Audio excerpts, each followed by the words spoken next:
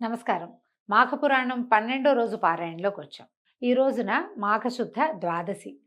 ముందు రోజు ఏకాదశి నాడు ఉపవాసం ఉన్నవారు, ద్వాదశి నాడు ఎవరినైనా సద్బ్రాహ్మణుడిని పూజించి, ఎవరికైనా పారణని ఇచ్చి, అంటే ఉపవాసం చేసిన వాళ్ళకి భోజనం పెట్టి, తర్వాత మనం భోజనం చేస్తే మంచిది. లేదా ఏ దేవాలయంలో అయినా స్వయం పాకం ఇవ్వటం, బ్రాహ్మణులు ఎవరికైనా స్వయం పాకం ఇచ్చి కూడా ద్వాదశి పారణ చేస్తే విశేషమైన ఫలితం లభిస్తుంది. అవకాశాన్ని బట్టి చేయొచ్చు. లేదా దేవాలయ దర్శనం చేసి దేవాలయంలో ఉన్న అర్చకుడికి స్వయం పాక నిమిత్తంగా కొంత దక్షిణని ఇచ్చినా కూడా అది కూడా మంచి ఫలితాన్ని ఇస్తుంది. అవకాశాన్ని బట్టి చేయండి. అయితే మనము ఈ ముందు దాంట్లో 11వ రోజు పారాయణలో మార్కండేయ చరిత్ర చెప్పుకున్నాము.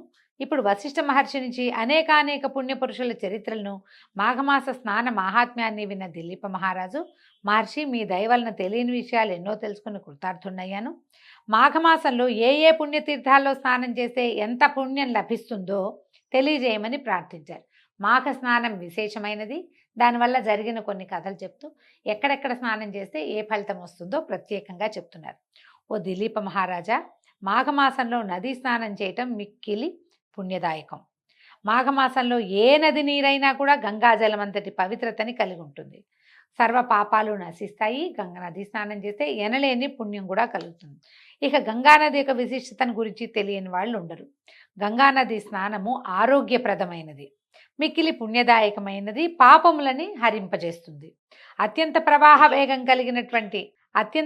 వేగం కలిగిన గంగానదిలో స్నానం చేయటం వలన ప్రజలకు పాప ప్రక్షాళన జరగగలదు. దేవతలు, మునీశ్వరులు, యోగీశ్వరులు, మహాతపస్శాలులు అందరూ గంగానదీ తీరంనే తన ఆవాసాలను ఏర్పరచుకున్నారు. జీవనది అయిన గంగ అరణ్య మార్గం గుండా ప్రవహించి అనేక వనమూలికల్ని, తర్వాత మూలికల్ని, వృక్ష సముదాయాలతో కలిసి ఉన్నటువంటి అరణ్యాలలోంచి మమేకమై ఆయుర్వేద జలంగా ప్రసిద్ధికెక్కింది. దీర్ఘరోగాలతో బాధపడుతున్న వారు సైతము గంగానదిలో స్నానం చేస్తే ఆరోగ్యవంతులవుతారు, పునీతులవుతారు కూడా. పరమేశ్వరుని జటాజూటం నుంచి జాలువారుతున్నటువంటి గంగానది మిక్కిలి పవిత్రమైన పుణ్యనదిగా దేవాది దేవతల అందరి చేత కొనియాడబడుతోంది. మాఘమాసంలో గంగానదిలో స్నానం చేస్తే విశేషమైన పుణ్యం లభిస్తుంది. అయితే ఈ సంవత్సరము గంగానదికి పుష్కరాలు వచ్చినాయండి. గంగా పుష్కరాలు మనం ఆది పుష్కరాలు, అంత్య పుష్కరాలు అని వెళ్తాం కదా, ఆది పుష్కరాలు అయిపోయినాయి. అయితే ప్రతిరోజు కూడా మధ్యాహ్న కాలంలో పుష్కరుడు నదిలో ఉంటాడట. కాబట్టి ఒకవేళ ఎవరికైనా అవకాశం లభిస్తే గంగా నదిలో మధ్యాహ్న వేళ కనుక స్నానం చేస్తే, నదీ స్నానము మంచిది, మధ్యాహ్న స్నానం చేస్తే గంగా పుష్కర స్నాన ఫలితం కూడా లభిస్తుంది. అవకాశం ఉన్న వాళ్ళు చేయొచ్చు. తర్వాత ఎవరైతే గంగా నదిలో మాఘమాసంలో స్నానం చేస్తారో వారికి విశేషమైన పుణ్యఫలితం లభిస్తుంది. పాపాలన్నీ హరించి విష్ణు సాయుధ్యాన్ని పొందుతారు. బొందితో కైలాసానికి వెళ్ళి పరమేశ్వరుని వీక్షించగలిగే మహాత్మ్యము ఈ గంగానది స్నాన ఫలితమేనని చెప్తారు. ముక్తి కోరేవాళ్ళు మాఘమాసంలో గంగా స్నానం చేయండి. అసలు ఇది కాదండి, జీవితంలో ఒక్కసారైనా ప్రతి భారతీయుడు గంగా స్నానం చేసి తీరాలి, ఒక్కసారైనా కూడా అదైనా. అయితే ప్రయాగ పుణ్యక్షేత్ర మహిమ వర్ణింపనలవి కానిది. ఇది గంగా, యమున, సరస్వతి నదుల త్రివేణి సంగమం. మాఘమాసమందు త్రివేణి సంగమంలో స్నానం చేసి మాఘమాస వ్రతాన్ని, పూజలు చేసి దాన ధర్మాది కార్యక్రమాలు చేసినచో నేరుగా విష్ణు సాయుధ్యాన్ని చేరతారు. అందులో సందేహం లేదు. ఈ ప్రదేశం గొప్ప విశేషతను సంతరించుకుని ఉన్నది. ఇక్కడ గంగ సముద్రంలో కలుస్తుంది.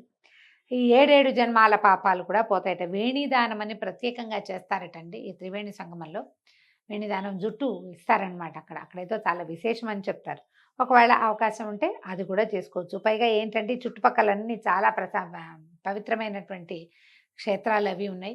అవన్నిటిని దర్శనం చేసుకుని త్రివేణి సంగమ స్నానం కూడా చేస్తే మంచిది. మాఘమాసంలో త్రివేణి సంగమం అత్యద్భుతంగా ఉంటుంది. గోదావరి దక్షిణ భారతదేశంలో ప్రసిద్ధి పొందిన నదీ పుణ్యక్షేత్రం. దీన్నే గౌతమి అని పేరు కూడా ఉంది.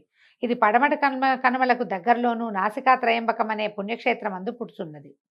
గౌతమ మహర్షి తన గోహత్యా దోషాన్ని నివృత్తి చేసుకోవడం కోసం ఈశ్వరుని గురించి ఘోర తపస్సు చేశాడు. ఈశ్వరుడు మెచ్చుకొని గోహత్యా ప్రదేశము మీదుగా గోదావరిని అంటే గంగానదే ఇక్కడ వచ్చిందనమాట. ఇక్కడికి వచ్చి ఇట్లా గోదావరి పేరుని తెచ్చుకుంది. అంచేతే గౌతముని వల్ల వచ్చింది కాబట్టి ఈ నదికి గౌతమి అనే పేరు కూడా వచ్చింది. ఎన్నో ఉపనదులు ఇందులో కలుస్తాయి. పరమ పవిత్రము, పుణ్యప్రదము, సర్వపాపాల్ని హరింపజేసేటువంటి ఈ గోదావరి నదిలో స్నానం చేస్తే ఇహపర సౌఖ్యాలు లభిస్తాయని చెప్తారు. సకల రోగాలు హరిస్తాయట.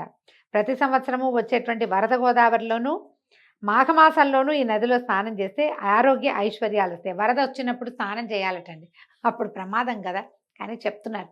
ఏనా అవకాశం ఉంటే చేస్తారేమో. ఎర్రటి నీళ్ళు అవి వస్తాయట గోదావరిలోకి. ఈ చుట్టుపక్కల ఉన్న క్షేత్రాలు, అసలు గోదావరి నది పరివాహక ప్రాంతంలో ఉన్నటువంటి దేవాలయాలు, క్షేత్రాలు లెక్కకి మించి ఉన్నాయి. వాట్లలో కొన్నిటినైనా మనం దర్శనం చేయగలుగుతాం నదీ స్నాన నిమిత్తంగా వెళ్తే. ఇక్కడ ప్రభాస క్షేత్రం అని ఒక ప్రత్యేక క్షేత్రం చెప్పబడింది.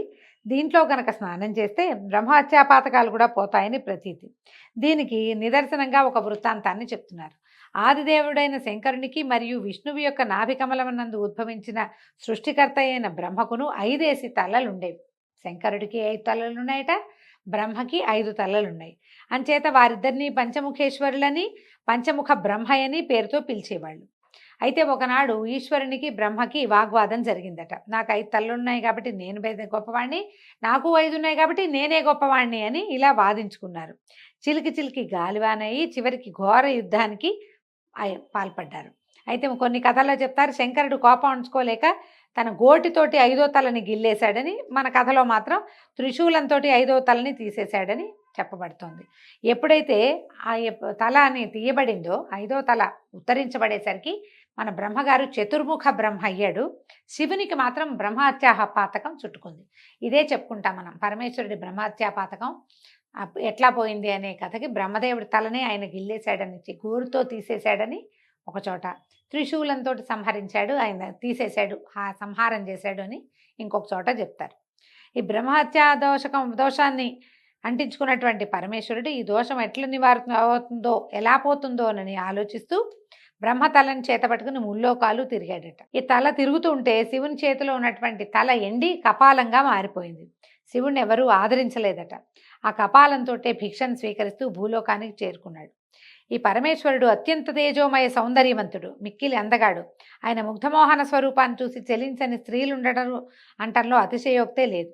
భూలోకంలో భిక్షాందేహి అని శివుడట్లు భిక్షాటన చేస్తుంటే భిక్ష వేసే స్త్రీలంతా అతని సౌందర్యానికి లోబడి చిత్రమైన గాథ చెప్తున్నారండి. ఇలా స్త్రీలంతా ఈ జగన్మోహనాకారుడైన శివునికి వశమైపోతుంటే మునులు, ఋషీశ్వరులు వీళ్ళంతా చాలా కోపం వచ్చిందట. ఎవరి భిక్షుకుడు మా భార్యల్ని సైతం వశపరుచుకుంటున్నారు, ఇతని పురుషత్వం నశించుగాక అని శపించారట. అంతే భిక్షాటన చేస్తున్నటువంటి పరమేశ్వరుని యొక్క లింగము కింద పడిపోయిందట. అసలే బ్రహ్మహత్యా దోషంతో దురపిల్లుతున్నటువంటి పరమేశ్వరుడు చేయునది లేక లింగమందే ఐక్యమైపోయాడు. శివుడు లింగాకారంలో ఐక్యమవటంతో దానికి ఎనలేని తేజస్సు వచ్చి మిక్కిలి కాంతివంతంగా ప్రకాశించడం మొదలుపెట్టింది.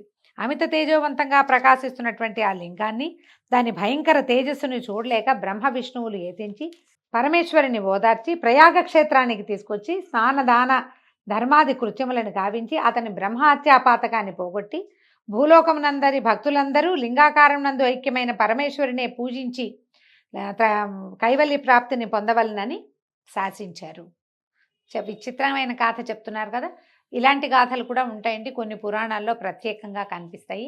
ఇదేదో అంటే ప్రక్షిప్తంగా ఏం భావించక్కర్లా, రకరకాల గాథలు ప్రాచుర్యంలో ఉన్నాయి, ప్రచారంలో ఉన్నాయి.